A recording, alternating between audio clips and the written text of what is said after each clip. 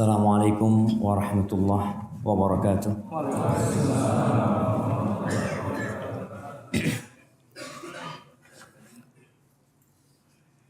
Alhamdulillah alladzi ahyana ba'dama amatana wa ilaihin nusyur. Segala puji bagi Allah Jalla Jalaluhu yang telah menghidupkan kita setelah Dia mematikan kita. Wa ilaihin nusyur. Dan kelak kepada Allah kita akan dihimpun. Kita bisa sampai ke tempat ini karena nikmat yang Allah berikan kepada kita. Allahumma salli wa sallim wazid wa barik wa an'im ala sayyidina wa maulana Muhammadin wa ala alihi wa ashabihi ajma'in. Semoga salawat dan salam, nikmat dan berkah senantiasa Allah tambahkan untuk kekasihnya baginda Nabi kita Muhammad alaihi salatu wassalam dan keluarga beliau, istri-istri beliau, putra-putri beliau dan seluruh sahabat Nabi. Semoga Allah meridhai kita bersama mereka. Ahibati fillah. Hari ini hari Ahad. Tanggal 24 Sya'ban. Subhanallah. Tidak terasa kurang dari 200 jam ke depan kita akan merasakan Ramadan yang dinanti dan ditunggu oleh setiap hamba. Tapi yang akan kita bahas pada pagi hari ini bukan tentang Ramadan, tapi tentang nikmat yang Allah berikan kepada kita. Tatkala Allah menciptakan Adam alaihissalam di surah Al-A'raf ayat 12. Allah memerintahkan kepada semua malaikat Allah untuk sujud kepada Adam alaihissalam. Antum bisa bayangin betapa mulianya manusia. Malaikat-malaikat diperintahkan untuk sujud. Dan semua malaikat sujud. Kecuali satu jenis makhluk yang sebenarnya bukan dari malaikat. Iblis enggan untuk sujud. Allah mengatakan kepada iblis, qala ma mana'aka alla tasjuda id amartu. Kata Allah, apa yang menghalangimu untuk sujud ketika aku memerintahkan untuk sujud? Di sini nih ada sebuah faedah. Bagaimana kita menyikapi perintah-perintah Allah kepada kita. Tatkala ada perintah, laksanakan perintah itu. Tidak perlu diakal-akalin. Supaya perintah itu gugur dan supaya antum tidak melaksanakan. Seorang mukmin sejatinya melaksanakan semua perintah Allah itu ya karena itu perintah. Adapun apabila ada hikmah di balik itu, dan tentunya di semua ciptaan Allah ada hikmah. Tapi kadang-kala kita nggak ngerti. Namun ingat, sikap seorang muslim terhadap perintah Allah, aturan Allah, dia taat dan dia laksanakan. Baik dalam posisi kita suka atau kita tidak suka. Rasulullah sallallahu alaihi wasallam ketika membaiat para sahabatnya, ketika baiatul aqabah ats-tsaniyah, beliau membaiat para sahabatnya ala sam'i wa ta'ati fil mansyati wal makrah, agar mereka mendengarkan dan patuh dalam kondisi mereka sedang suka atau tidak suka. Yang penting taat dan kerjakan. Makanya Allah mengatakan kepada iblis, kenapa kau nggak sujud ketika aku suruh engkau? Ada masalah ini. Di sini akalnya iblis main. Qala ana khairun minhu. Karena melihat masa aku disuruh sujud sama dia, aku lebih baik dari dia. Iblis berijtihad. Antum tahu berijtihad ya? Dia berijtihad padahal ada perintah. Makanya dalam syariat itu lajtihada ma'an nas. Nggak boleh kita ijtihad ketika ada nas perintah, nggak boleh. Ya udah kerjakan.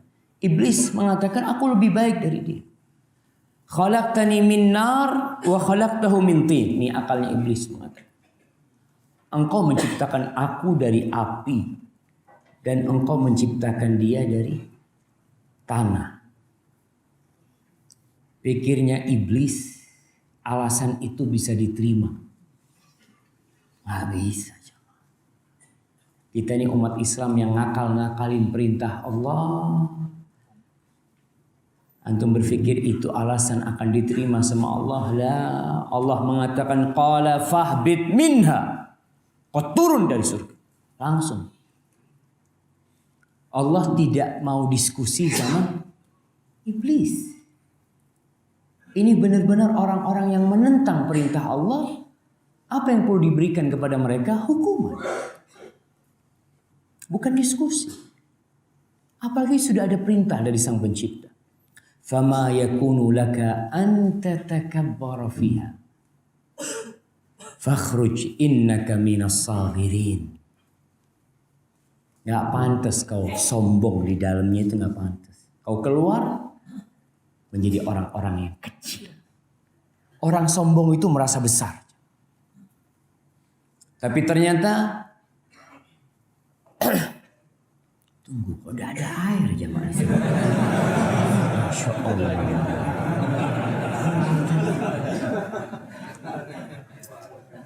Nah, Allah katakan innaka minas saghirin. Kau itu kecil. Jangan merasa besar. Tapi ternyata iblis meminta sesuatu kepada Allah. Ini kemurahan Allah. Allah mengatakan ud'uni astajib lakum. Berdoalah engkau kepadaku, pasti aku kabulkan. Maka kadangkala kita melihat, Masya Allah, jazakallah khair. Ana minum dulu jemaah.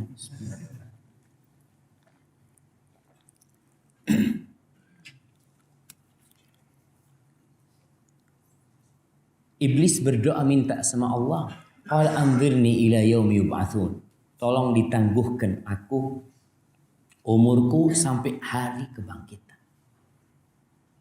Bayangkan iblis minta sama Allah untuk tidak mati sampai kiamat. Dikabulkan enggak sama? Dikabulkan. Qala innaka minal munzarin. Engkau termasuk orang-orang yang ditangguhkan.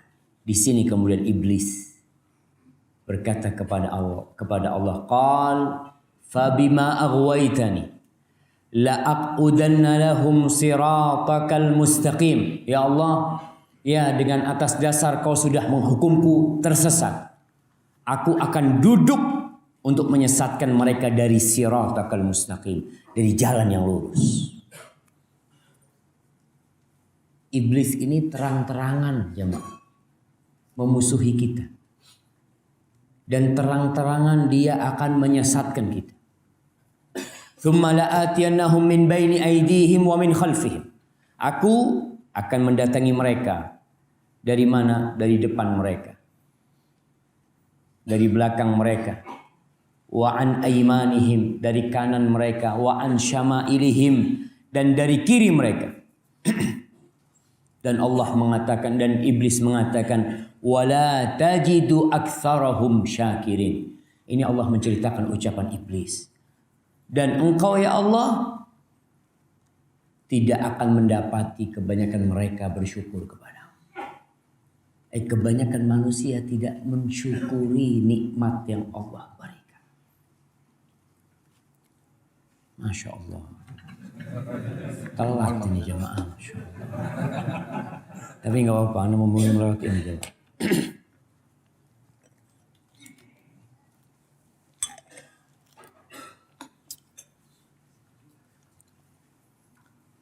Kebanyakan kita itu tidak pandai bersyukur. Padahal nikmat yang Allah berikan kepada kita sangat banyak sekali.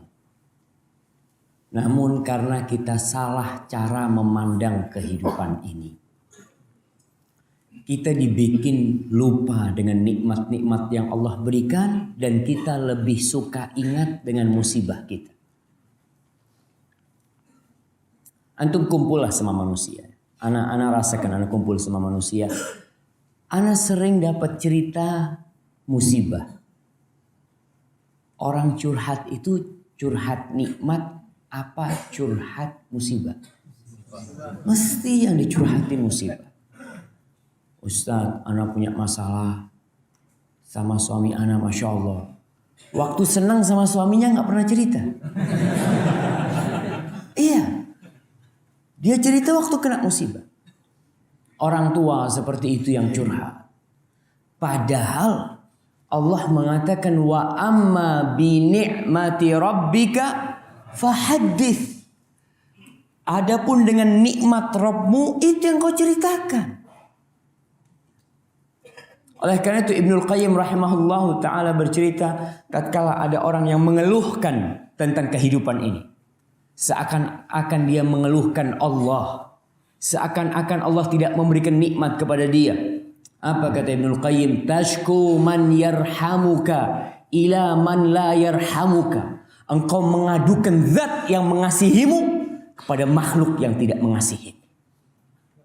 Gimana kau mengadukan Allah seakan-akan Allah nggak pernah berbuat baik sama kamu?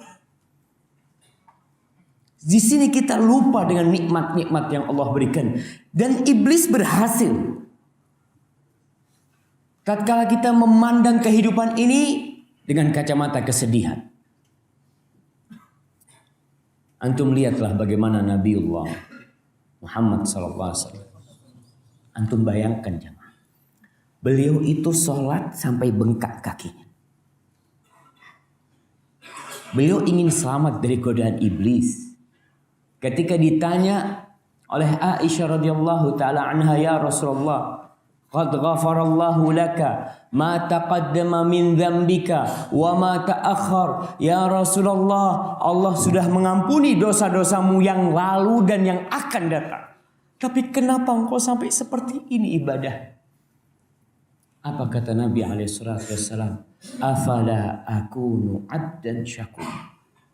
Apakah aku tidak pantas untuk menjadi hamba yang pandai bersyukur kepada Allah? Apa sih nikmat yang Allah berikan kepada Nabi dari sisi dunia ini? Beliau sering gak makan di rumah. Beliau rumahnya kecil. Beliau tidur di atas ranjang yang kalau bangun membekas. Itu yang namanya tikar di pundak Rasulullah SAW dan di punggung beliau alaihi salatu wassalam. Beliau sering berpuasa. Beliau datang ke rumahnya tanya, ada makanan nggak ada? Kata Nabi SAW, idzan ana shaim. Itu beliau sampai bengkak kaki, sholat untuk mensyukuri nikmat yang Allah berikan kepada beliau. Beliau terluka ketika perang Uhud. Beliau diusir dari kota Mekah. Antum bayangin nikmat yang Allah berikan kepada kita. Dengan nikmat yang Allah berikan kepada Rasulullah SAW dari sisi dunia ini, kayaknya antum lebih banyak, antum lebih kaya. Rasulullah SAW kadangkala beliau membetulkan sandalnya dengan tangannya sendiri. SAW. Beliau bantuin istrinya karena nggak ada pembantu di rumah itu. Subhanallah. Pernah datang ke Ibnu Abbas. Orang ya mungkin termasuk yang kurang bersyukur. Ditanya, kau punya apa dalam kehidupan ini? Ya, aku punya rumah dan punya istri. punya rumah dan punya istri. Idzan anta ghani. Kalau gitu kok orang kaya. Punya rumah sama istri orang kaya. Ibnu Abbas, aku juga punya pembantu. Idzan anta malik. Kalau kau gitu kau raja. Punya istri, punya rumah, punya pembantu. Kau raja sebenarnya. Di sini orang kadang-kala lupa dengan nikmat Allah. Dia selalu melihat ke yang di atas. Lihat fulan rumahnya lebih bagus, lihat fulan mobilnya lebih bagus, lihat fulan motornya lebih indah. Maka di sini kita tidak pandai mensyukuri nikmat Allah Subhanahu wa taala, dan Allah mengatakan wa qalilun min ibadiyasy syakur. Dan sedikit dari hambaku yang pandai bersyukur. Sedikit, kata Allah. Apakah kita termasuk? Antum lebih tahu.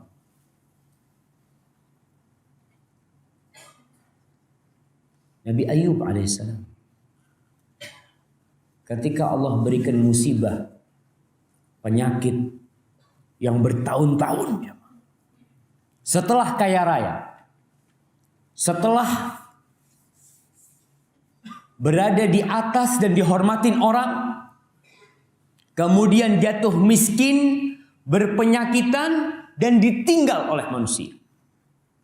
Kalau orang dari kecil miskin, biasa dia hidup miskin. Artinya kehidupan itu tidak terlalu membuat dia terluka. Ya memang udah kayak gini anak Ustaz. Anak dari kecil ya seperti ini hidup anak. Orang tua anak nggak punya, ya ibu anak sakit, ya anak seperti ini menjalani kehidupan ini. Tapi ketika antum habis kaya raya, lalu jatuh miskin, itu ujian berat. Bayangkan, biasa naik mobil sendiri disupirin, tahu-tahu naik bajai, tahu-tahu naik mikrolet, tahu-tahu jalan kaki dia. Berat ujian buat dia. Nabi Ayub diuji seperti itu alaihissalam. Ditambah penyakit, hartanya semua ludes, anak-anaknya mati, dan dia dikasih penyakit sama Allah SWT. Istrinya ngomong, suamiku, kenapa kau nggak berdoa? Minta sama Allah supaya disembuhkan. Apa kata Nabi Ayub alaihissalam? Ini cerita dalam kisah-kisah Israiliyat, dan Rasulullah SAW mengatakan hadithu an Bani Israil wala haraj. Kalian ceritakan tentang Bani Israil, nggak ada masalah. Selama tidak bertentangan dengan Al-Quran dan Sunnah. Karena cerita yang detail tentang para nabi itu adanya di mana? Di Israiliyat. Karena nabi-nabi Bani Israil mereka. Kata Nabi Ayub, berapa tahun kita hidup senang? Berapa tahun? Kata istrinya ya 70 tahun lah. Terus susah. Dalam riwayat dikatakan 7 tahun, yang lainnya mengatakan sampai 18 tahun. Kata Nabi Ayub, aku akan berdoa, minta sama Allah, kalau sudah sama penyakit yang aku terima, seperti kenikmatan yang Allah berikan kepada aku. Dia melihat nikmat Allah itu banyak. Kita kalau sakit sedikit, seakan-akan puluhan tahun tidak pernah dapat nikmat. Allah. Nas'alullah yaghfir lana dzunubana. Pada suatu hari, Rasulullah sallallahu alaihi wasallam dalam hadis Abu Hurairah, beliau keluar. Ketika beliau keluar dari rumahnya, di waktu yang biasanya orang nggak keluar, di situ beliau menjumpai Abu Bakar dan Umar. Kata Nabi alaihissalatu wassalam, ma akhrajakuma min buyutikuma hadhihi sa'. Apa yang menyebabkan kalian keluar dari rumah kalian di waktu kayak gini nih apa? Subhanallah. Jadi ada orang yang biasanya di rumah lalu keluar tidak pada waktunya, berarti ada sesuatu. Qala al-ju' ya Rasulullah. Lapar wahai Rasul. Kalau sekarang banyak warung jemaah. Antum lapar tinggal keluar rumah, makan di warung. Dulu warung itu bisa disebut nggak ada. Oleh karena itu, orang yang bertamu itu harus dihormatin dengan penghormatan yang Masya Allah. Harus kasih makan dia dan tempat tinggal. Sekarang banyak hotel. Tamu bisa tinggal di hotel. Tamu bisa makan di restoran. Tapi dulu kalau datang ya harus dihormati, kasih makan tuh tamu. Dan sampai sekarang kita melihat di desa-desa itu tetap seperti itu. Kalau ada tamu datang, Masya Allah. Dan Rasulullah SAW mengatakan kepada Abu Bakar Siddiq, wa ana walladhi nafsi biyadihi la akhrajani alladhi akhrajakuma. Kata Nabi, sama. Aku nih keluar rumah karena kelaparan. Berarti di rumah gak ada makanan. Di rumahnya Nabi SAW, antum bisa bayangin. Rumah manusia yang dengannya pintu surga akan dibuka aja. Miliaran umat manusia menanti kedatangan Nabi SAW. Itu Nabi yang mengetuk pintu surga. Diketuk pintu surga. Khazinul Jannah Ridwan mengatakan, man? Siapa? Muhammad. Apa kata penjaga pintu surga? Aku diperintahkan untuk tidak membukakan pintu ini kecuali untukmu. Ternyata beliau kelaparan di rumahnya. Gak ada makanan di rumah. Di masyarakat kita terbentuk opini kalau orang hidupnya senang di dunia, kaya, nikmat, berarti ini orang Allah cinta sama dia. Siapa yang bilang? Kalau orang kaya itu Allah cinta sama dia. Allah ingin kebaikan buat dia. Wallah, banyak orang-orang yang tidak pernah meletakkan keningnya di bumi. Sujud kepada Allah, dia kaya dan sehat hidupnya. Tidak. Allah mengatakan, fa'ammal insanu idza mabtalahu rabbuhu fa'akramahu wa na'amahu fayaqul rabbi akraman. Ini manusia, orang-orang yang kafir, orang-orang yang salah memandang kehidupan ini. Kalau Allah kasih ujian, Allah katakan ujian buat dia. Allah luaskan rizkinya, Allah beri jabatan dia, Allah beri kedudukan kepada dia, lalu dia mengatakan Rabbi akraman, Rabbku memuliakan aku.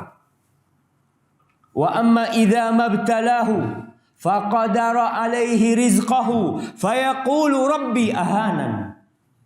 Adapun kalau Allah uji dia dengan disempitkan rizkinya, dia tidak dimuliakan, tidak memiliki jabatan. Dia mengatakan Rabbku, Tuhanku menghinakan aku. Kalla. Enggak kayak gitu ukurannya. Bal la tukrimuna al-yatim. Di sini orang ketika memandang dunia ini sebagai segala sesuatu, salah jalan. Ini orang yang paling mulia di muka bumi. Yang kelak seluruh umat manusia di padang mahsyar, mereka meminta tolong mulai Nabi Adam alaihissalam, Nabi Nuh alaihissalam, Nabi Ibrahim, Nabi Musa, Nabi Isa, minta tolong supaya mereka ada keputusan dari Allah di padang mahsyar. Allah biarkan miliaran. Lalu mereka datang kepada Rasulullah SAW, minta tolong sama Nabi. Agar Nabi meminta kepada Allah, ini minta syafaat. Miliaran manusia tidak ada jemaah yang diterima syafaatnya kecuali Rasulullah SAW. Akramul khalq Allah. Orang yang paling mulia di sisi Allah hidup seperti itu. Kelaparan, gak ada yang dimakan. Qumu, kata Nabi SAW, ayo kita jalan. Faqamu ma'ahu. Maka mereka pergi bersama Nabi. Faqamu ma'ahu. Ini ada sebuah adab ketika bercerita. Kalau kita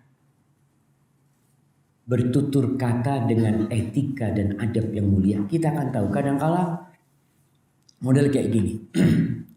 Kita mengatakan bapakku keluar sama aku. Atau bapakku bersamaku. Seharusnya dirubah. Engkau mengatakan aku bersama bapakku. Bukan bapak yang sama aku, tapi aku yang sama dia. Karena kadang-kala anak salah ngomong. Anak dapat cerita bagaimana seorang yang bertanya kepada seorang syekh. Dia menceritakan tentang masalah bapak sama istrinya. Ini anak ngomong sama syekh. Syekh kata dia, anak punya masalah. Bapak anak punya masalah sama istri anak. Gini ceritanya syekh. Bapakku numpang di rumahku. Kata syekh. Apa yang kau katakan? Bapakku numpang di rumahku. Apa yang kau katakan? Kata syekh. Bapakku syekh numpang di rumahku. Kata orang ini, syekh tunggu jangan diputus dulu. Omonganku syekh, aku belum selesai cerita tentang masalah di rumah tanggaku ini. Enggak, pertanyaanmu salah tadi. Terus saya gimana? Engkau yang numpang sama bapakmu. Akhirnya ini anak, ya syekh kalau gitu masalahnya selesai. Ketika kita tahu kita yang numpang. Para sahabat bagaimana mengatakan mereka keluar bersama Nabi, bukan Nabi keluar bersama mereka. Mereka yang ikut Nabi SAW. Ini lihat sampai mereka dalam menceritakan cerita dengan adab dan etika, memuliakan Rasulullah SAW. Dan kita dalam Islam diperintahkan untuk memuliakan orang yang lebih tua. Jangan sampai kita sok dalam kehidupan ini. Baik. Kemudian fa'ata rajulan minal ansar. Akhirnya Nabi SAW mendatangi salah seorang dari kalangan Ansar. Fa'idha huwa laysa fi baiti. Tapi ternyata yang dituju sedang tidak di rumah. Gak ada di rumah. Falamma ra'athul mar'ah. Istrinya ada. Ketika istrinya melihat Rasulullah SAW datang, qalat marhaban wa ahla. Kata dia marhaban wa ahla. Masya Allah, ini ucapan penuh, sambutan yang penuh dengan kehangatan. Engkau berada di tempat yang luas, hatiku luas menerimamu. Kau turun di tempat ini, tinggal di tempat ini sebagai keluarga. Kita kadang-kala ada orang ngomong rumah ini rumahmu. Bait baitak, kata dia. Rumah ini rumah. Iya. Itu termasuk ucapan sambutan yang penuh penghormatan kepada tamu. Lalu Nabi SAW bertanya kepada istrinya, Aina fulan? Mana suamimu? Fulan kemana? Qalat dhahaba yasta'dhibu lana al-ma. Fulan ini pergi lagi mencari air yang segar buat kita. Antum tahu kalau di Mekah itu, di Madinah, kalau musim panas, Masya Allah. Anda masih ingat ketika awal sampai ke Madinah. Sampai ke asrama kita mandi. Jam 10 malam. Itu airnya panas. Jam 10 malam. Ketika musim panas. Maka mereka perlu mendinginkan air. Nih dia ambil air yang segar buat kita. Tahu-tahu datang tuh orang Ansar. Fanawara ila Rasulillah sallallahu alaihi wasallam wa sahibai. Maka sahabat Ansari melihat yang datang itu Rasulullah sallallahu alaihi wasallam. Antum bayangin ya mah, kalau antum kedatangan ustaz besar. Antum kedatangan Syekh Abdul Razak yang kita tahu bagaimana harismatik beliau. Datang ke rumah antum, bagaimana perasaan antum? Terus bagaimana kalau yang datang itu adalah Rasulullah SAW? Kita orang biasa aja senang kalau yang datang ini utusan Allah. Wa sahibai, yang datang itu Abu Bakar As-Siddiq, Umar bin Khattab radhiyallahu taala anhuma. Yang dua orang yang disebut wazir Rasulullah SAW. Dua menteri yang membantu Rasulullah SAW. Apa kata orang ini? Alhamdulillah. Ma ahadun al-yawm akramu adyafan minni. Kata dia mengatakan, segala puji bagi Allah. Enggak ada nih hari ini orang yang memiliki tamu yang lebih mulia dari tamuku. Dhaif dalam bahasa Arab itu sebenarnya untuk orang yang datang dari tempat jauh, dari luar kota. Itu disebut tamu. Yang diperintahkan kita untuk memuliakan dia berapa hari? 3 malam. Itu dari kalau tetangga datang ke rumah seharusnya tidak disebut tamu, enggak.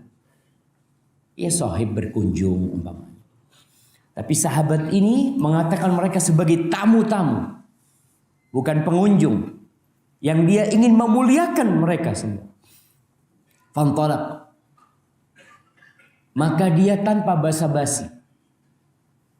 Ini adab jamaah, kalau ada tamu datang jangan ditanya mau minum apa.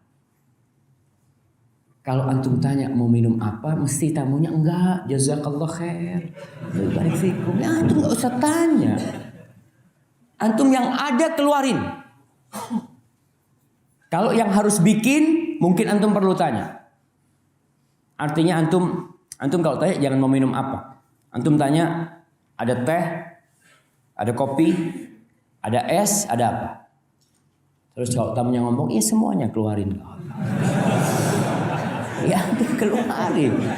Nah, karena ada pepatah Arab mengatakan idza aradta an tahrim dhaifaka fastashirhu. Kalau engkau ingin ya tamumu tidak makan dan minum apa-apa di rumahmu, ya kau tanyain sama dia, mau minum apa? Ah, sudah makan. Alhamdulillah gitu kan. Antum tanya sudah makan. Antum ya Allah fadl, keluarkan semua yang antum punya. Dan ini adab sahabat Nabi.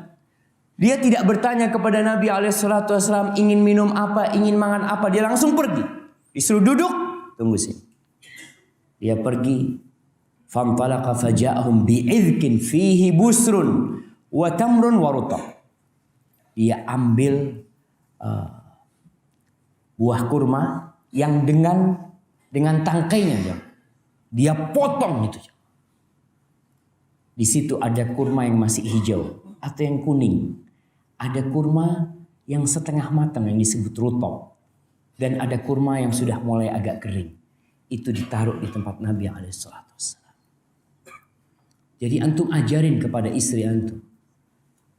Kalau ada tamu, semua yang di kulkas kau punya keluar. Tinggal tamunya suruh milih. Betul jemaah. Tidak ditanya mau makan kurma, apa kurma muda, apa kurma yang hijau. Nggak ditanya Rasulullah SAW. Itu satu tangkai ditaruh. Di hadapan Nabi SAW. Dan ini adab, kita belajar nih. Dari para sahabat Nabi. Yang mereka hidupnya bisa disebut pas-pasan. Tapi ketika ada tamu, dia hormatin tamu. Dan antum ingat, tatkala Rasulullah SAW habis sholat Isya, sebelum Isya tuh, ada tamu nih datang dari luar, mungkin dari tempat Badui mana datang ke Madinah, tamunya Rasul SAW, maka beliau harus memuliakan tamu. Beliau berangkat. Kirim orang untuk berangkat ke rumah istri-istri. Tanya, punya apa di rumah? Datang ke fulana, sampai keliling ke 9 istri Nabi SAW. Semuanya mengatakan di rumah kita tidak ada sesuatu kecuali air. Gak ada makan. 9 istri Nabi gak ada makan. Antum bayangin ya, sebagian orang enak jadi istrinya Rasul SAW. Berat ya mak. Mereka berjuang. Setelah meninggalnya Nabi SAW, mereka tidak boleh menikah dengan laki-laki. Karena tidak mudah masuk surga Allah. Akhirnya Nabi SAW dapat informasi yang ada cuma air. Maka beliau menawarkan kepada para sahabatnya, man yudhaifu dhaifa Rasulillah sallallahu alaihi wasallam. Siapa yang mau ketamuan tamunya Rasulullah SAW. Sahabat Ansar langsung mengatakan ana. Dia nggak tahu di rumahnya ada makanan atau tidak. Dia ngomong ana. Tapi di sini mahabbah, cinta. Ini kesempatan, ini tamunya Rasulullah SAW. Habis sholat Isya pulang ke rumahnya, dia mengatakan kepada istrinya, nih aku bawa tamunya Rasulullah SAW. Kau muliakan. Punya apa? Nggak ada apa-apa. Kecuali makanannya anak-anak. Oh ya sudah, lihat dia. Sudah anak-anak bikin tidur, tuh makanan kasihkan ke tamu. Subhanallah. Sampai seperti itu. Akhirnya selesai dikasih kurma, rutop dan buser itu kurma hijau. Kulu min hadhi kata dia. Makan ini kata dia. Dia nggak punya pembantu. Akhirnya dia harus sendiri menyiapkan makanan. Wa akhadal mudya, dia masuk ke rumahnya, dia ambil pisau. Rasulullah SAW kelihatan dia ngambil pisau. Tahu nih, dia mau nyembelih kambing. Bayangkan. Dia bawa pisau mau nyembelih kambing. Dia keluar. Rasulullah SAW mengatakan kepada dia, iyyaka wal halub. Jangan dipotong kambing yang masih banyak susunya. Jangan. Ini juga adab dari tamu. Tidak merepotkan tuan rumah. Tamu jangan antum karena tamu. Kau potong yang paling gemuk. Tidak. Maka kita lihat adab tuan rumah dan adab tamunya. Dia mengatakan iyyaka wal halub. Fadzabaha lahu. Maka dia nyembelih itu kambing. Dimasak, dibakar mungkin sama dia, disuguhkan kepada Nabi SAW. Fa'akalu minasyah wa min dzalikal idh. Itu para sahabat makan daging kambing dan makan kurma. Wa syaribu, dan mereka juga minum tuh di tempat itu. Falamma ansyabi'u, ketika mereka sudah kenyang. Warawau, dan kenyang dengan air juga. Qala Rasulullah sallallahu alaihi wasallam li Abi Bakar wa Umar. Nabi SAW berkata untuk Abu Bakar dan Umar, walladzi nafsi biyadihi, demi yang jiwaku berada di tangannya, la tus'alunna an hadzal na'im yaumal qiyamah. Kalian akan benar-benar ditanya tentang nikmat ini pada hari kiamat. Akhrajakum min buyutikumul ju'. Kalian diusir oleh rasa lapar kalian dari rumah kalian. Thumma lam tarji'u, dan kalian kemudian tidak pulang hatta asabakum hadzal na'im, sampai kalian merasakan nikmat ini. La tus'alunna yauma idzin 'anin na'im. Akan ditanya.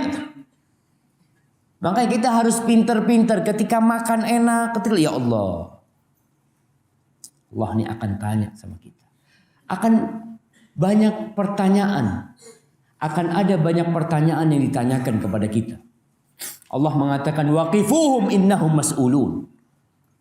Sebelum mereka diazab, sebelum mereka diperkenankan untuk meninggalkan padang mahsyar, ke neraka jahanam atau ke surga, apa kata Allah? Innahum mas'ulun. Mereka akan ditanya. Tunggu dulu. Dan pertanyaan itu akan ditanyakan kepada orang kafir dan orang mukmin tentang nikmat. Kita nih yang orang-orang Islam akan ditanya tentang nikmat-nikmat yang Allah berikan kepada kita. Anin na'im, tentang nikmat. Nikmat apa saja yang akan ditanyakan? Para ulama ketika menafsirkan ayat ini, mereka menyebutkan dengan contoh-contoh nikmat. Kita akan ditanya tentang nikmat sehat. Sehat. Harta, kesehatan, dan keimanan. Antum, ana mau tanya. Antum jadi milioner, punya uang di tabungan nih 10 miliar, tapi antum kena stroke. Nggak mau. Baik. Punya uang cuma 1 juta. Antum sehat. Mau. Subhanallah. Lihat jam. Nikmat sehat ini jauh lebih besar daripada harta. Dan yang lebih dari itu, nikmat iman. Orang sehat, orang kaya raya, tapi tidak dikasih hidayah sunnah. Tidak sholat di masjid, bahkan tidak sholat. Antum mau jadi mana? Orang kaya, sehat, tapi tidak kenal sama Allah. Milih mana antum? Miskin tapi kenal sama Allah SWT. Miskin sakit-sakitan tapi kenal sama Allah. Nah, cuma kita kadang-kala sekali lagi kita selalu memandang dunia ini sebagai ukuran kenikmatan. Berapa banyak orang kaya ya? Kemarin ada cerita seorang teman kumpul sama orang termasuk orang paling kaya di Indonesia.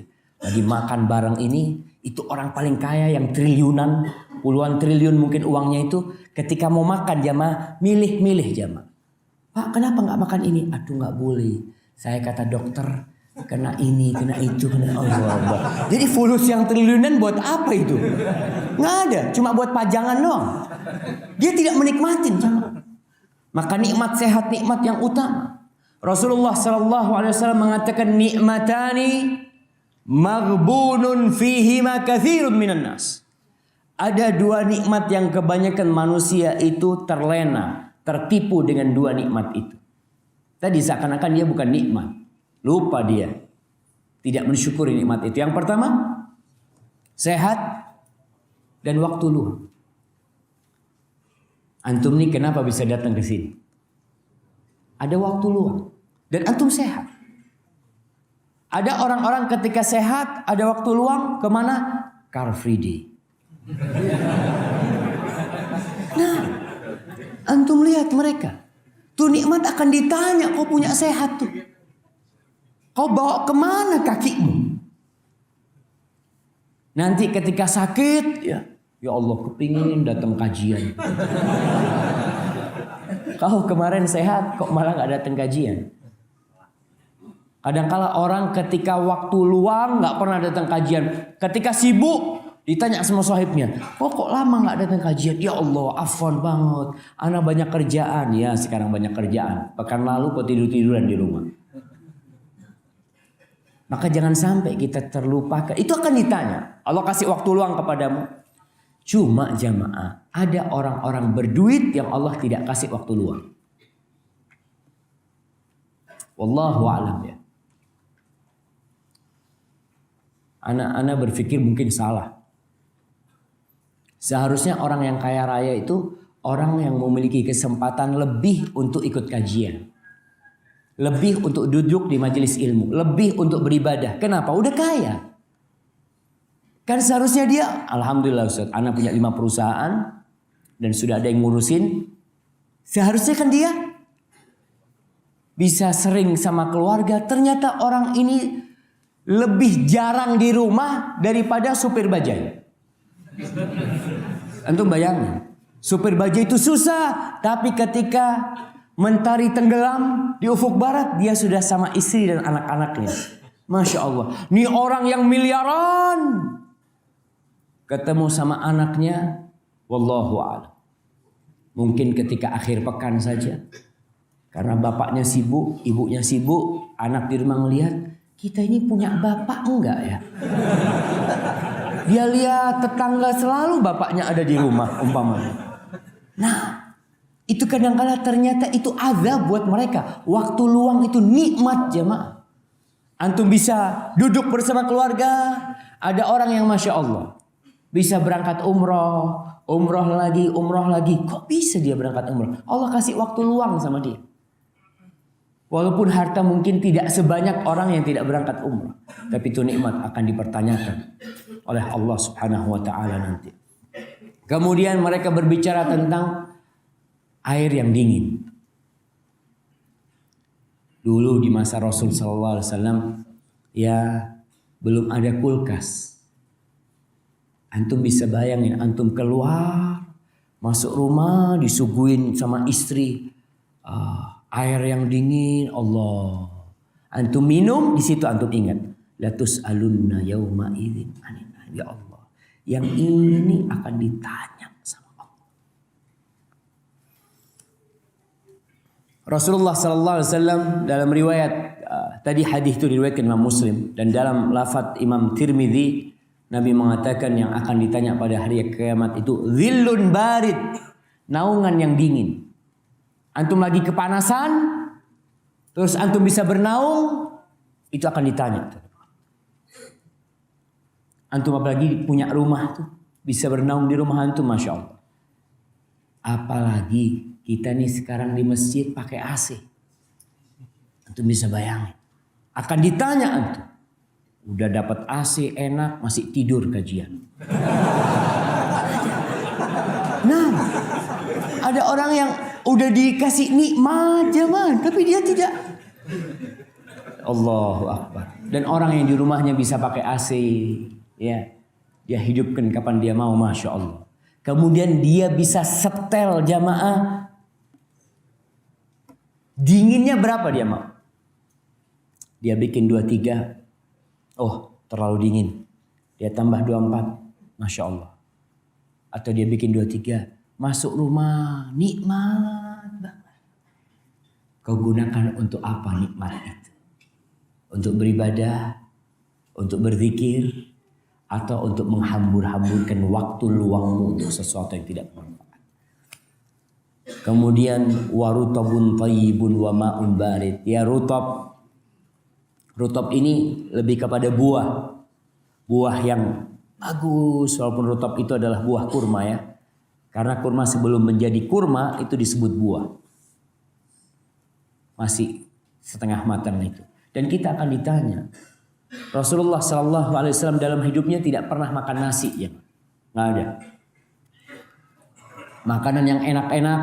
Aisyah bercerita Rasulullah SAW nggak pernah tuh 3 hari beliau kenyang dari roti syair. Syair itu gandum yang jelek. Kenyang aja nggak pernah beliau, sampai 3 hari kenyang terus gitu nggak pernah Sallallahu Alaihi Wasallam. Bayangkan kita kadangkala tidak pernah merasakan lapar kecuali di bulan Ramadan. Artinya kita tidak sampai lapar mesti udah ada makanan. Apalagi orang-orang yang kaya raya. Sebelum lapar makanan udah datang. Sebelum subuh udah datang makanan. Habis sholat subuh sarapan. Jam 9 dikasih makan. Zuhur habis asar terus. Engkau akan ditanya tentang nikmat itu. Kemudian yang akan ditanya pada hari kiamat dalam hadis riwayat Tirmidzi, Rasulullah sallallahu alaihi wasallam mengatakan, "Inna awwala ma yus'al anhu yaumal qiyamah." Nikmat pertama yang akan ditanyakan kepada hamba pada hari kiamat, yuqalu lahu, dikatakan kepada orang ini, alam nusahhih laka jisma. Bukankah kita sudah membuat tubuhmu sehat? Wa nurwiyaka minal ma'il barid, dan kita kasih minum engkau dari air yang dingin. Apa jawabanmu nanti? Antum lihat tubuh ini nih, Allah kasih sehat sama kita jemaah. Dipakai apa? Itu nanti yang awal ditanya pada hari kiamat. Dari nikmat nih. Banyak nikmat yang Allah berikan, tapi sebagaimana kita sampaikan, nikmat sehat ini nikmat yang lebih daripada harta yang berlimpah ruah sebenarnya. Dan kebanyakan ibadah itu butuh duit apa butuh sehat? Butuh sehat. Ada ibadah-ibadah yang butuh duit, umroh, haji umpamanya. Iya, tapi ada pahala umroh yang nggak perlu ke Mekah. Allah kasih. Orang sehat bisa melakukan itu. Apa? Tuh. Bukan sholat isyraq jamaah. Tapi sholat subuh berjamaah di masjid. Kemudian duduk di masjid. Berzikir, mengingat Allah sampai matahari terbit. Lalu sholat. Jadi kalau cuma sholat waktu matahari terbit aja antum tidak terhitung dapat pahala umroh. Dengan duduk nih. Siapa yang bisa melakukan itu? Orang sehat. Allah kasih kau sehat. Engkau memang nggak bisa berangkat umrah. Baik, bertahun-tahun kau dikasih sehat. Kau kok nggak pernah umpamanya dapat pahala umrah yang ada di depan mata. Kenapa nggak duduk di masjid ya, sampai matahari terbit, berzikir, kemudian sholat. Itu dapat pahala umrah. Dan haji yang sempurna dan yang sempurna. Ada ibadah-ibadah itu. Maka yang akan ditanya adalah nikmat sehat. Kemudian dalam hadis riwayat Tirmidzi juga Rasulullah sallallahu alaihi wasallam bersabda, la tazulu qadamu ibni Adam yaumal qiyamah. Kaki anak Adam itu tidak akan bergeser pada hari kiamat. Min indi rabbi. Dari sisi Allah, dia tetap akan disidang hatta yus'ala an khams. Sampai dia ditanya tentang 5 hal. Apa 5 hal itu jemaah? Anak kasih hadiahnya. Oh, Masya Allah, ada hadiah di sini. Nah, apa 5 hal yang akan ditanya? Nah, fadhal.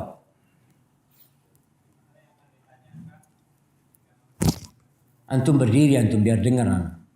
Nah, Masya Allah. Fadhal.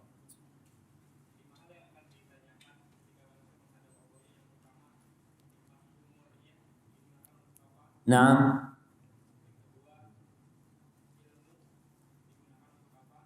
iya, masa mudanya.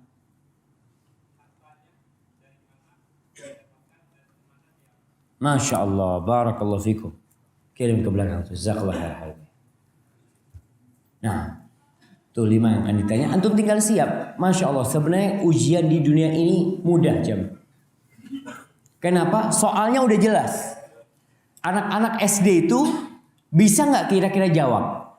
Ujian nasional dikatakan soalnya ini ya, kasih ini soalnya. Besok ujian kau jawab. Kira-kira bisa jawab nggak mereka? Alhamdulillah kalau sudah ada soalnya.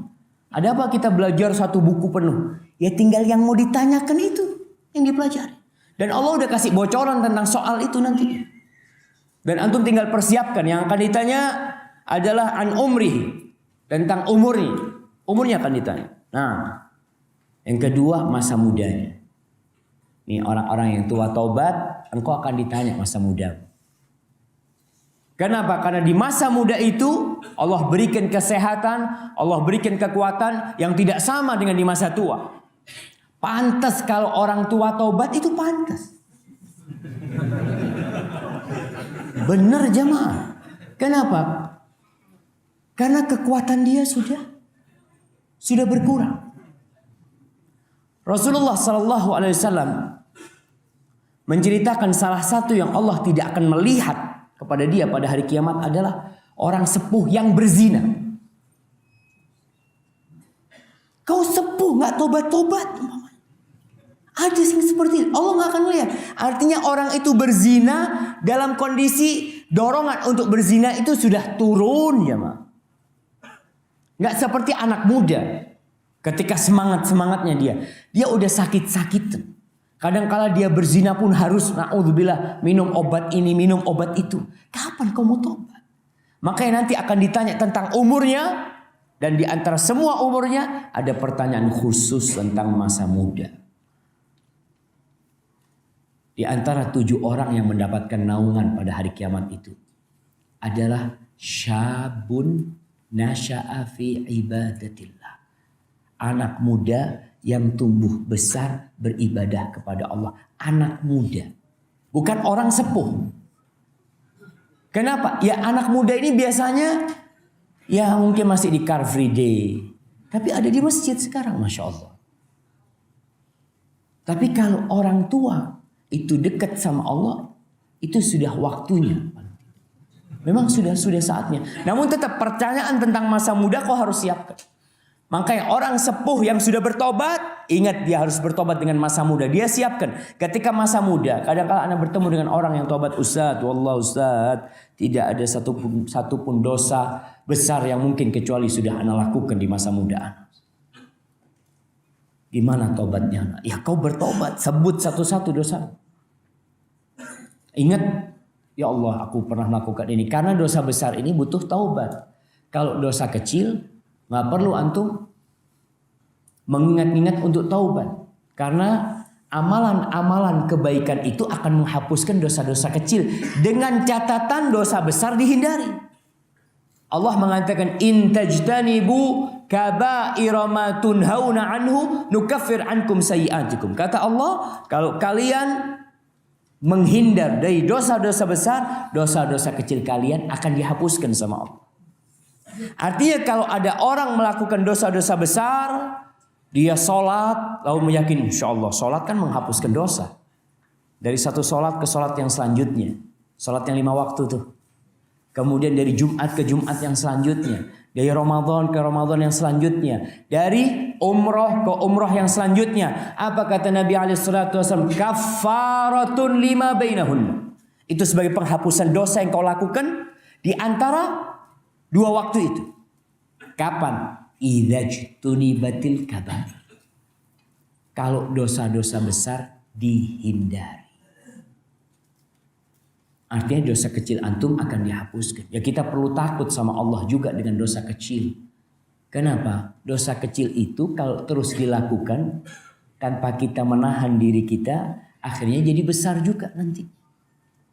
Maka ingat ya, kok bisa sholatnya tidak menghapuskan? Itu syarat yang Allah berikan. Seperti anak punya baju putih ini bernoda. Lalu anak masukkan ke mesin cuci. Dicuci. Keluar noda itu tidak hilang. Kenapa? Karena noda ini harus dikerik. Noda itu umpamanya dari cat yang nempel harus dilepas. Begitu pula dengan dosa besar. Dosa besar itu harus dilepasin. Supaya dosa-dosa kecilnya bisa dihapuskan sama Allah SWT. Maka ingat, orang-orang yang sudah sepuh, kau perlu mengenang masa mudamu untuk bertobat kepada Allah Subhanahu wa taala. Jangan berpikir kadangkala seperti sebagian wanita dan lelaki yang dulu berzina sebelum menikah. Lalu dia menikah dan dapat buku hijau, dia berpikir dengan nikahnya resmi dosanya diampuni. Enggak, coba. Kalau nikah resmi iya, dari saat itu hubunganmu boleh. Tapi sebelum itu ada hitungannya sama Allah, kau akan ditanya. Maka itu perlu diingat, maka dia butuh bertobat. Yang ketiga, malihi, tentang hartanya. Pertanyaan harta ini 2. Dari mana kau dapat? Dan kemana engkau belanjakan? Jamaah, akan datang satu masa kata Rasul sallallahu alaihi wasallam, la yubalil mar'u min aina iktasaba malahu. Orang itu tidak lagi peduli dari mana dia menghasilkan harta. Amin halalin atau min haram. Dari halal atau dari haram dia nggak tahu. Padahal di sini harta yang haram itu akan berdampak kesehatan antum, akan berdampak buruk kepada iman antum. Kemudian kalau dikasihkan makan kepada anak-anak, Allahu Akbar. Anda tidak akan berhenti mengingatkan masalah riba, jamaah. Masalah riba. Di negeri kita dianggap biasa oleh banyak orang. Biasa. Bukan dosa. Kalau orang menganggap dosa, ada kemungkinan dia bertobat. Dia biasa. Bahkan di kampung-kampung kalau antum lihat. Antum lihat yang namanya tulisan di karena hidup di kampung ya. Ana lihat tulisan di rumah-rumah itu kadang-kala gadaikan PPKB. Langsung dapat dana tunai sekian. Itu di masyarakat di tingkat yang terendah. Kalau yang terbesar ya bank-bank konvensional. Itu mereka melakukan riba. Dan orang ketika pinjam ke sana duit, dia ambil duit dan dia kasih makan riba kepada orang itu, merasa tidak dosa. Merasa tidak dosa. Ana sudah buktikan, Ana ketika tanya kepada mereka, mereka mengatakan, ya mau gimana lagi Ustaz? Mau gimana lagi? Memang nggak ada. Kita mau cari modal dari mana kalau tidak dengan cara seperti itu. Dan kita juga umat Islam yang punya duit banyak, lalu ditaruh di bank, dibekukan di bank, antum nanti akan ditanya sama Allah, kenapa selama hidup engkau modalin bank melakukan riba? Iya. Emangnya duit kita taruh di bank itu nggak dipakai sama bank?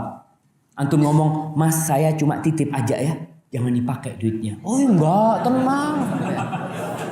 Nggak akan dipakai duitnya. Enggak. Subhanallah. Kita di Jember mau bangun sekolah.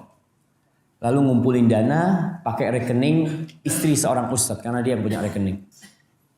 Itu subhanallah sampai terkumpul 600 juta. Itu yang punya rekening diteleponi mereka sama bank. Gimana kalau didepositkan ya? Gimana kalau ini kasih tawaran macam-macam. Kenapa? Bank itu butuh modal dan kita umat Islam yang memodali itu, Bang. Duit kita yang diputar sama mereka tuh akan ditanya sama Allah. Kalau kau mengatakan tidak aman Ustaz di rumah, ya nanti kau jawab, Allah SWT akan ditanya kau nikmat itu. Kalau memang tidak aman, sekarang orang Masya Allah bisa kau belikan tanah, bisa kau belikan aset, tapi kalau kau bekukan di bank, kau memodali bank dan akan ada pertanyaan itu pada hari kiamat. Min aina kasabahu, dari mana dia dapat dan kemana dia belanjakan. Kemana kau belanjakan? Ya nggak kemana-mana sih, cuma anak taruh di bank. Iya, kau tidak belanjakan. Kau taruh duit itu, kau tumpuk duit itu dan kau memodalin bank. Maka umat Islam usahakan. Kalau memang darurat, artinya saat ini bisnis memang harus transfer macam-macam. Ini nggak ada masalah. Kalau itu memang darurat, karena yang darurat dimaafkan. Tapi kalau tidak, dan kau kalau kepingin lebih aman, Ustaz, anak takut Ustaz. Kalau dibelikan tanah nanti gak laku, ya belikan tanah di surga Allah Subhanahu Wa Taala. Iya. Kau beli tanah buat masjid, kau beli tanah buat pesantren, kau beli tanah buat tuh, gak akan rugi antum sekali. Cuma kadang-kala kita ya nggak mau. Kita lebih memikirkan doang itu. Tapi yang kelima, wa madza amila fima alima. Au an ilmihi madza amila bihi, tentang ilmunya. Kita ini udah ngaji berapa kali jamaah? Antum udah berapa kali datang ke kajian? Antum sudah punya ilmu banyak sekali. Yang akan ditanyakan itu, kau gunakan untuk apa ilmumu? Kau amalkan atau untuk berbangga-banggaan? Alhamdulillah saya sudah hafal Quran 29 juz. Tapi kita lihat gayanya kayak bukan orang yang hafal Quran. Ada orang-orang seperti itu. Ada yang Qurannya hanya sekedar untuk ikut lomba sana, ikut lomba sini. Iya, maksudnya dia dapat piala ini, akan ditanya. Quran itu hujjatun laka au alaika. Quran itu bisa menjadi pendukung engkau, pembelamu pada hari kiamat, dan bisa jadi Quran itu malah yang menjerumuskanmu ke dalam api neraka ketika engkau tidak mengamalkan apa yang kau ketahui. Maka kita akan ditanya itu, ilmu-ilmu kita amalkan nggak di rumah tangga kita, di keluarga kita amalkan nggak di kantor kita. Jangan sampai mengatakan kalau gitu Ustaz lebih baik anak nggak berilmu Ustaz. Tambah tuh setan tambah senang kalau antum tidak berilmu. Nah, akan ditanya antum tentang waktu antum gunakan untuk apa? Antum akan ditanya. Tapi ada yang tidak dipertanyakan. Di antara nikmat-nikmat Allah ada yang tidak dipertanyakan. Yaitu nikmat yang orang memang butuh untuk mengambil nikmat itu. Makan, orang makan tidak sampai kenyang. Maksudnya hanya sekedar membuat dirinya tidak mati. Itu tidak akan ditanya. Rasulullah SAW ketika ditanya, ya Rasulullah, a inna lamas'uluna an hadza yaumal qiyamah, apakah kita akan ditanya tentang nikmat-nikmat ini pada hari kiamat? Naam, kata Nabi. Illa min thalath. Kecuali 3 yang tidak ditanya. Yang pertama, khirqatin kaffa bihar rajul auratahu. Secari kain, bukan secari kain. Apa kalau kain? Sehelai kain. Sehelai kain yang dia gunakan untuk menutupin auratnya. Jadi darurat memang dia pakai untuk menutupin aurat. Dan aurat seorang lelaki antara pusar sama lutut. Itu tidak akan ditanya. Yang pertama. Yang kedua, au kisratin sadda biha jau'atahu. Atau sepotong roti, pecahan roti yang dia gunakan hanya untuk menahan laparnya. Itu tidak akan ditanya. Yang ketiga, au hajarin yatadakhalu fihi minal harri wal qurb. Atau batu. Hajar ini bisa bermakna rumah atau gua ya. Orang masuk ke sana karena takut panas, karena dia takut dingin. Yang hanya untuk dirinya, cukup untuk dirinya, itu tidak akan ditanya. Yang lainnya akan ditanya. Khabbab bin Ard radhiyallahu taala anhu. Dia bercerita, Khabbab bin Ard ini termasuk sahabat yang disiksa di Mekah, hidup susah, punggungnya penuh dengan bekas bakaran-bakaran yang dipanggang sama orang-orang kafir Quraisy. Lalu dia hidup berumur panjang sampai merasakan nikmat. Ditaklukkannya Persia, ditaklukkannya Romawi, sehingga dia hidup kaya. Khabbab itu mengatakan, ya Allah, kata dia, kita ini dari banyaknya nikmat Allah akhirnya tidak dapat tempat kemana kita infakkan harta ini, kecuali ke bangunan.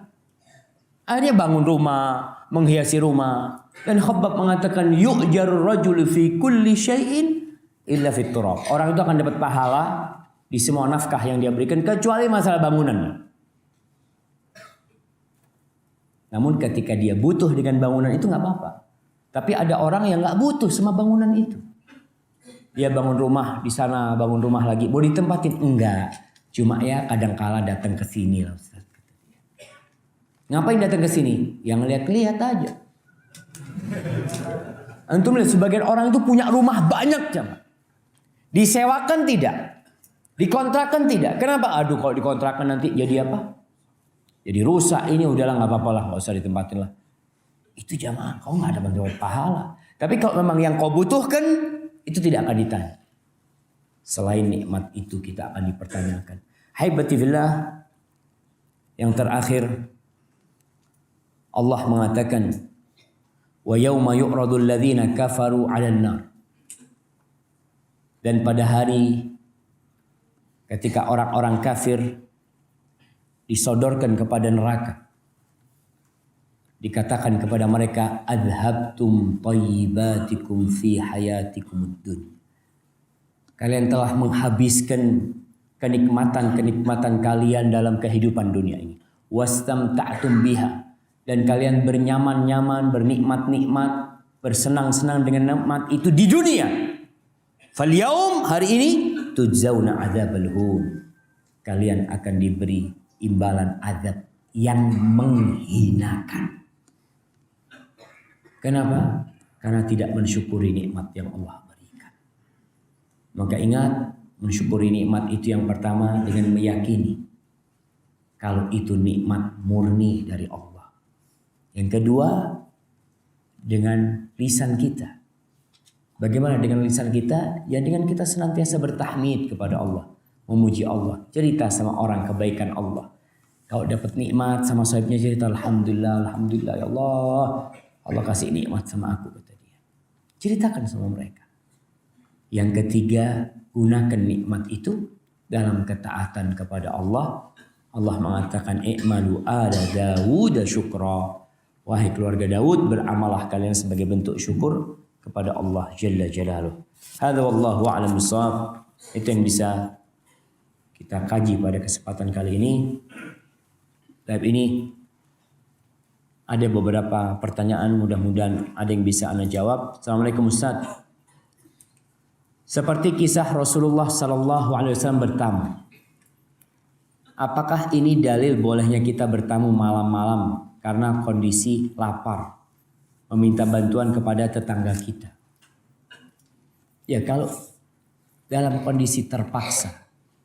Ingat, seorang mukmin itu diperintahkan untuk menjaga kehormatan dirinya, tidak minta-minta. Tapi kalau dia terpaksa, di situ diperbolehkan dia meminta-minta.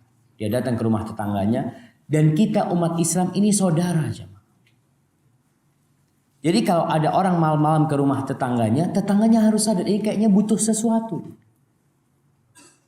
Kalau engkau memang tidak memiliki, kau tolak dengan cara yang baik. Tapi kalau kau punya, kau akan ditanya sama Allah. Kenapa kau tidak bantu fulan? Sedangkan dia dalam kondisi membutuhkan hal itu. Jadi kalau memang butuh meminta bantuan kepada tetangga kita, nah, tapi seorang tetap harus menghargai ya. Kalau memang kondisinya udah larut malam, mungkin mereka punya anak kecil atau apa. Dan ketika ditolak untuk bertamu, jangan marah. Gak perlu engkau akhirnya sakit hati. Karena Allah mengatakan wa idza qila lakum urji'u farji'u huwa azka lakum. Kalau kalian datang ke rumah saudara kalian, lalu dikatakan oleh penghuni rumah itu, pulanglah kalian. Ya kalian pulang. Itu lebih suci buat hati kalian. Gak perlu kita nanti cerita, ana pernah minta tolong sama fulan, Allah diusir. Lah, antum akhirnya transfer pahala antum ke dia. Jangan sampai. Barakallahu fikum. Bagaimana Ustaz dengan keadaan anak yang sekarang ini sedang diuji dengan rizki yang seret? Apakah ini ujian atau musibah? Bismillah.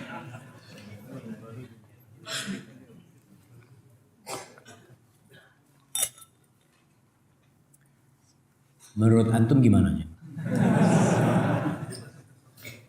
Yang pertama, hidup ini semuanya ujian.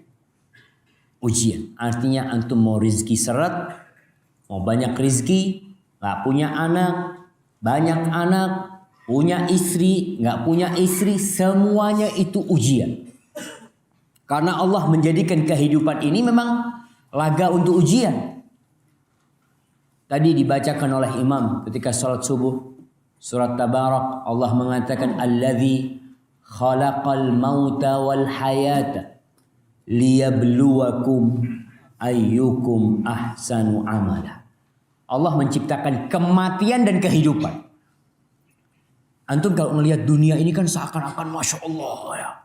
Indah sekali. Nanti akan rata sama tanah nih jemaah. Antum gak akan lihat rumah-rumah di sebelah, gak akan lihat. Karena buat Allah gak ada nilainya sama sekali dunia ini. Tujuan menciptakan itu semua adalah untuk menguji siapa di antara kalian yang paling baik amalnya. Antum sekarang diuji. Ketika diuji dengan seretnya rizki, yang diuji itu apa? Kesabaran.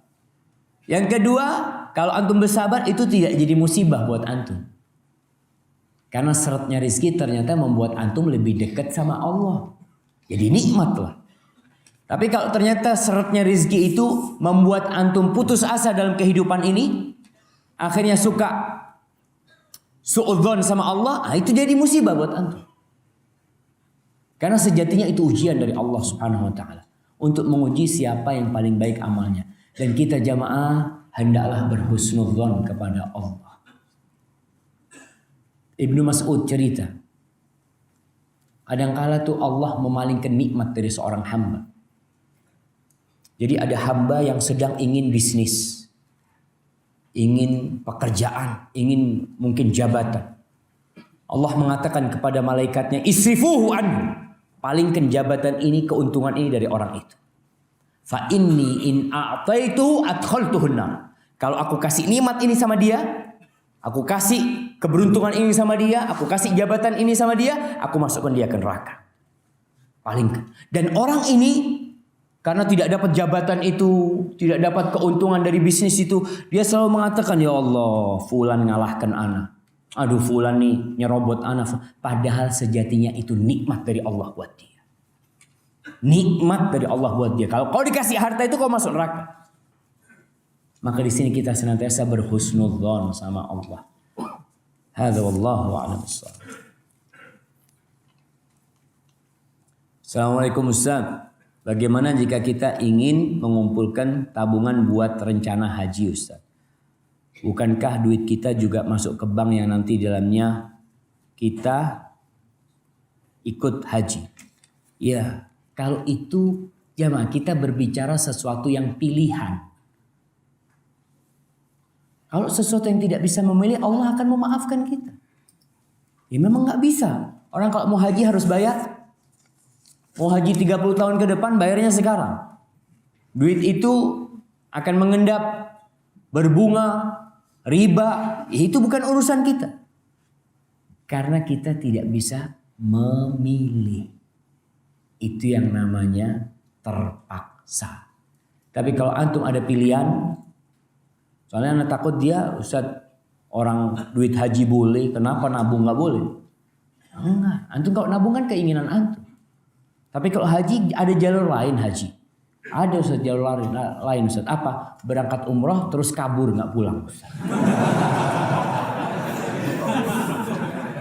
Nah, itu. Allahu Akbar. Assalamualaikum Ustaz.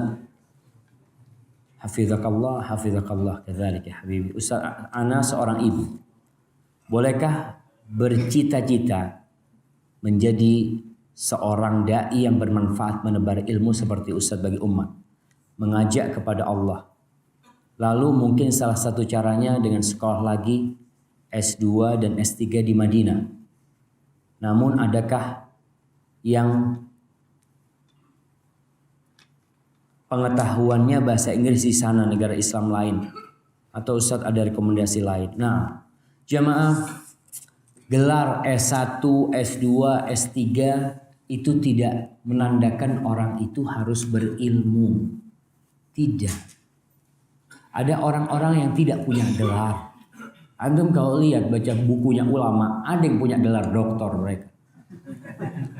Doktor bin Bas. Ada. Syekh Albani. Ada gelar doktornya. Nggak ada. Jadi jangan tertipu dengan gelar. Doktor Fulan. LC. MA. MM. Apa. Banyak banget gitu kan. Itu hanya kalau Anda lihat formalitas aja dia dapat itu. Dan doktor itu cuma satu lembar kertas sebenarnya. Kalau kebakaran antum rumahnya, hilang tuh kertas antum, saya dokter, mana buktinya? Waduh, sudah terbakar ijazahnya. Jadi orang akan tanya kayak gitu. Maka ilmunya yang akan ditanyakan. Jadi kalau antum mau belajar, tadi ini seorang wanita belajar. Yang pertama kalau wanita belajar ke luar negeri, ana rasa tidak harus ke sana mereka. Dia bisa berdakwah dan seorang wanita, ada sahabat-sahabat yang Masya Allah berdakwah di antara sahabat-sahabat wanita dan tidak harus ke sana. Dan antum nuntut ilmu, di sini alhamdulillah ada pesantren-pesantren ya, ada rumah-rumah tahfidz. Maka kalau nasihat ana nggak perlu ke luar negeri lah. Apalagi kalau di sana antum butuh mahram seorang wanita di sana. Kemudian negeri Arab itu bahasa pengantarnya bahasa Arab.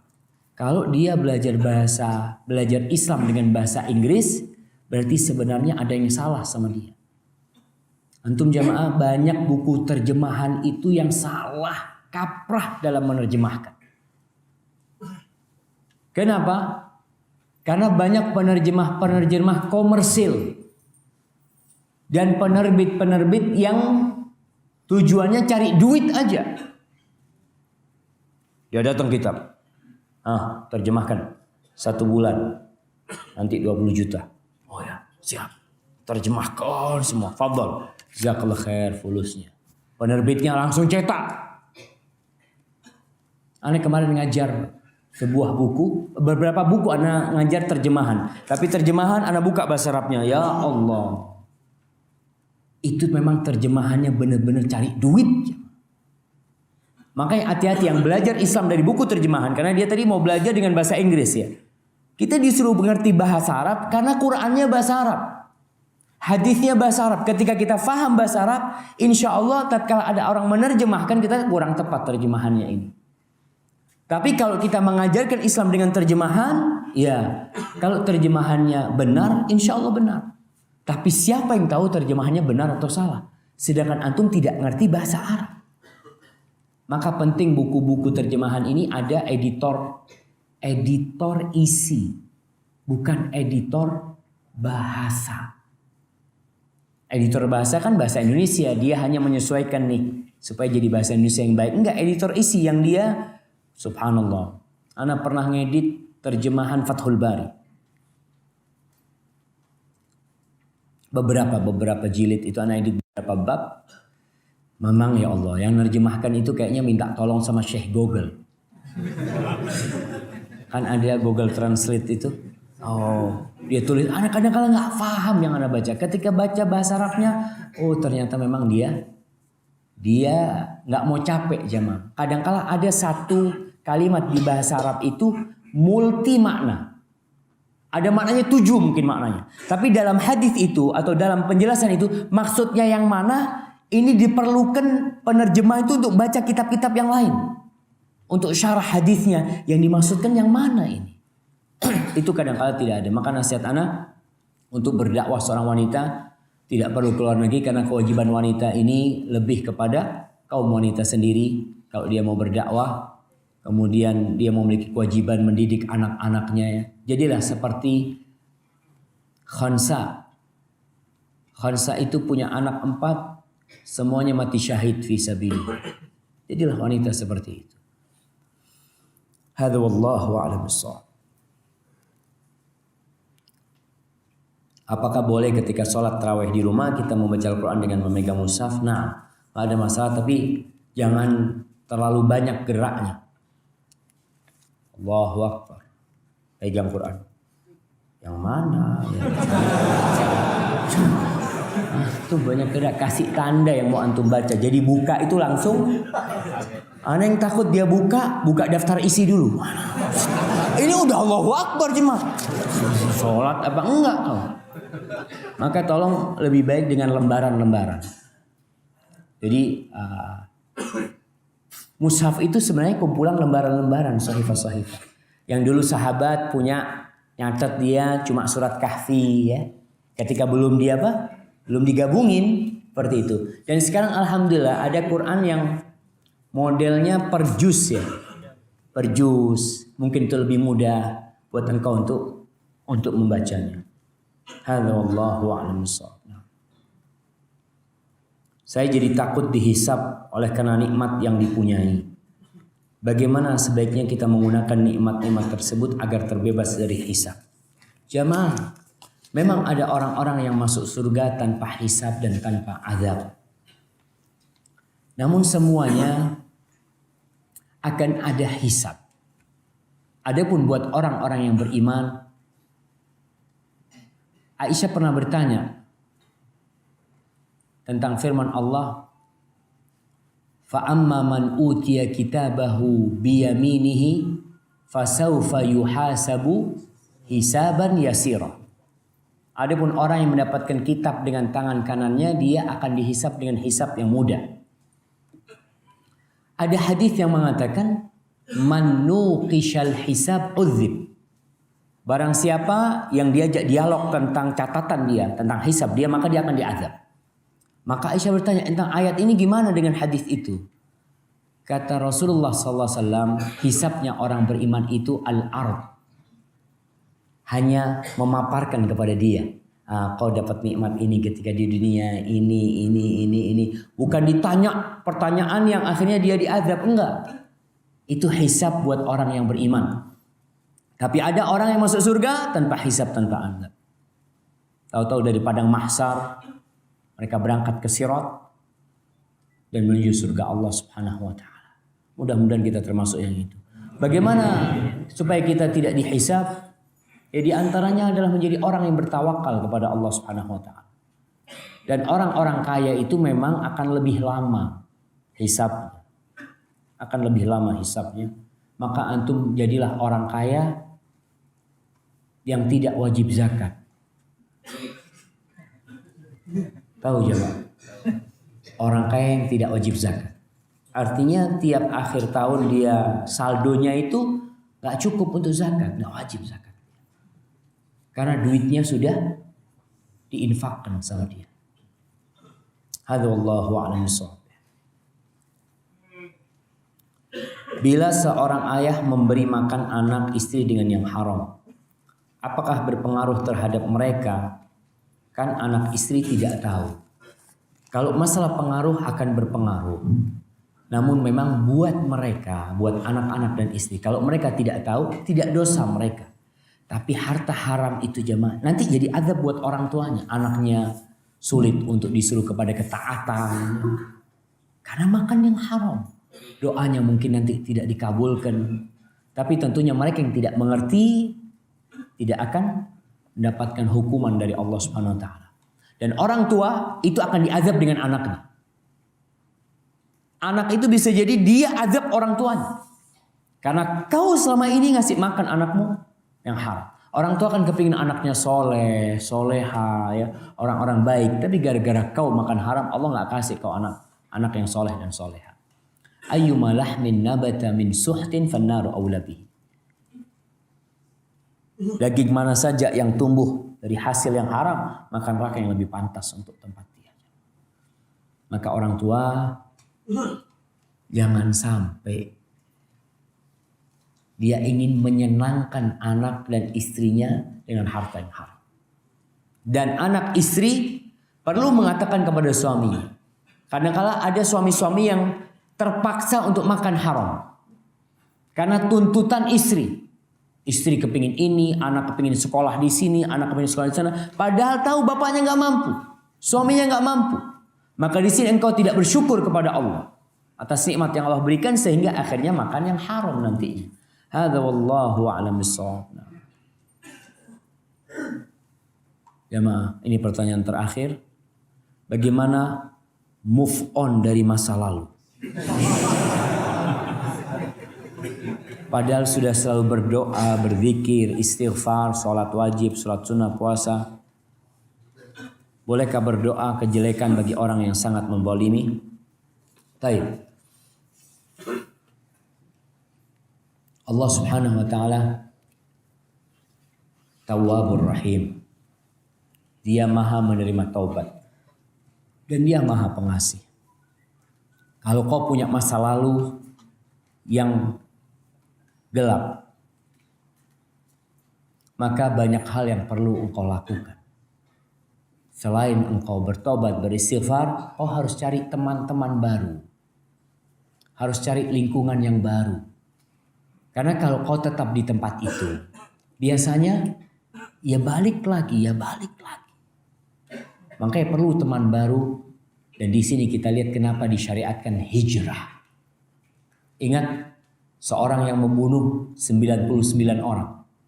Kemudian dia lengkapin 100 dengan seorang ustadz. Ada ustadz dia bunuh. Alim ulama dia bunuh yang ke-100. Kalau dia datang kepada alim ulama bertanya, aku nih sudah bunuh 100 orang. Artinya masa lalunya begitu gelap. Dan dia ingin tobat. Hali min taubah, apakah aku bisa tobat? Kira-kira diterima enggak kalau aku tobat? Kata alim ulama ini, apa yang menghalangimu dari tobat?